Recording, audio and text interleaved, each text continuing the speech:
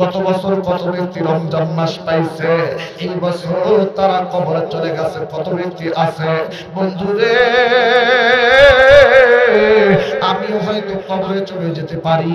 মাহে রমজান মাস আসতেছে, রমজানের পূর্বের প্রস্তুতি গ্রহণ করেন বাজান। নবীজি ডাকতে বলল, মাহে রমজান মাসের প্রস্তুতি গ্রহণ কেমনে করবা গো? মাহে রমজান মাসের প্রস্তুতি গ্রহণ করার মধ্যে অন্যতম একটা কাজ হচ্ছে আল্লাহর দরবারে দোয়া করা। সবসময় আল্লাহর কাছে বলবেন, আল্লাহ সামনে রমজান মাস, আল্লাহ মাহে রমজান মাস পর্যন্ত আমার হায়াত দারাজ করে দাও, বৃদ্ধি করে দাও। আল্লাহ আমার সুস্থতা দান করে দাও। আল্লাহ আমি যেন তোমার মাহে রমজান মাসের ফরজ রোজাগুলো করতে পারি। বন্ধু, রমজান মাসে আমার আল্লাহ 12টা মাসের মধ্যে 11টা মাস একদিকে আর মাহে রমজান মাস একদিকে। বাবাজি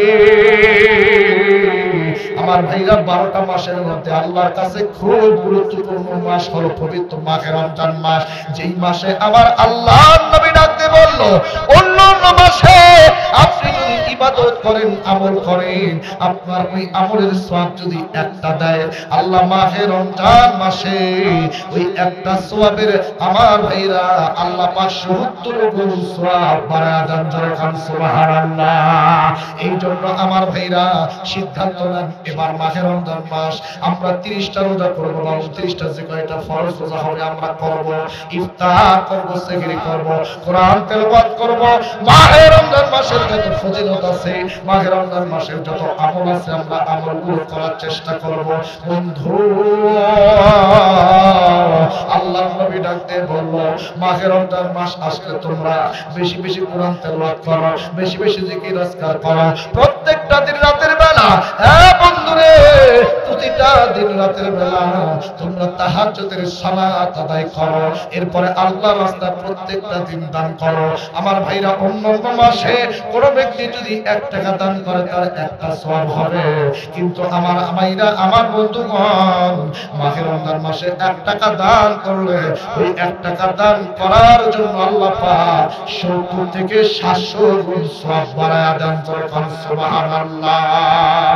এই জন্য বন্ধু, পবিত্র মাহে রমজান মাসের জন্য আল্লাহ দরবারে দোয়া করে বলেন, আল্লাহ আমার সুস্থ রেখে সম্ভব রাখিও, আমি যেন পবিত্র মাহে রমজান মাসের রোজা করতে পারি। এইভাবে আল্লাহ দরবারে দোয়া করেন। কারণ সমাজে এমন অনেক ব্যক্তি আছে দেখবেন, যারা সুস্থ আছে, সবল আছে, সুস্থ থাকার পর তারা রোজা করে না। এরকম আছে না নাই? আছে না এরকম? সুস্থ, কোনো সমস্যা নাই, তারপরও দেখেন রোজা করে না। মানুষের সামনে ওপেনলি পান খায়া হাঁটতেছে, আছে না নাই? কত বড় আফসোস তাদের জন্য। এত সুন্দর সুস্থ একটা দেহ দেওয়ার পর তারা রমজান মাসে রোজা করে না। অথচ তারা চিন্তা করে দেখেন, হাসপাতালের বেডে কত রোগী শুয়ে আছে, যাদের রোজা রাখার সক্ষম নাই, রোজা রাখার মতো শক্তি নাই, কিন্তু আমি আপনি এখন সক্ষম আছি, সুস্থ আছি, শক্তি আছে, রোজা রাখেন। একটা রোজা, কোন রোজা দেন, কেউ যদি একটা রোজা যদি কেউ কাজা করে, মানে একটা রোজা যদি কেউ ইচ্ছাকৃতভাবে ত্যাগ করে, মাসটা হচ্ছে 2 মাস, 2 মাস টানা তাকে একটা রোজার কাফারা করতে হবে। 6 মাস কথা হয় না, 2 মাস।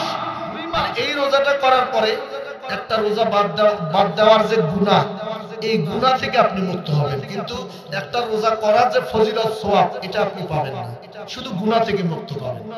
এই জন্য বলবো, ইচ্ছাকৃতভাবে রমজান মাসের রোজা কেউ বাদ দেবেন না, রোজা করবেন, প্রত্যেকটা দিন রোজা করবেন, তারাবির নামাজ পড়বেন। নিয়ত আছে না? অনেকে আছে রোজা ঠিকই করে কিন্তু তারাবির নামাজ পড়ে না, আছে না? রোজা ঠিকই করে কিন্তু 5 ওয়াক্ত নামাজ পড়ে না, এটা ঠিক না। তারাবির সালাত পড়বেন, 5 ওয়াক্ত নামাজ পড়বেন। বিশেষ করে আরেকজন ভাই 100 টাকা করলো, তারা আল্লাহ কবুল করে নাও।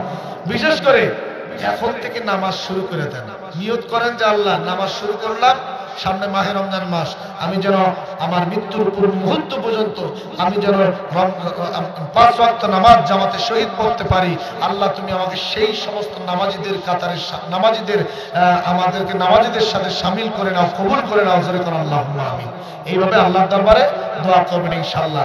আল্লাহ তাআলা আপনাদের সকলকে পবিত্র মাহে রমজান মাসের 29টা হোক আর 30টা হোক, সবগুলো রোজার সুস্থতার সহিত যেন আল্লাহ আমাদেরকে আদায় করার তৌফিক দান করেন। জোরে করেন আল্লাহুম্মা আমিন। আর একটু জোরে করেন আল্লাহুম্মা আমিন।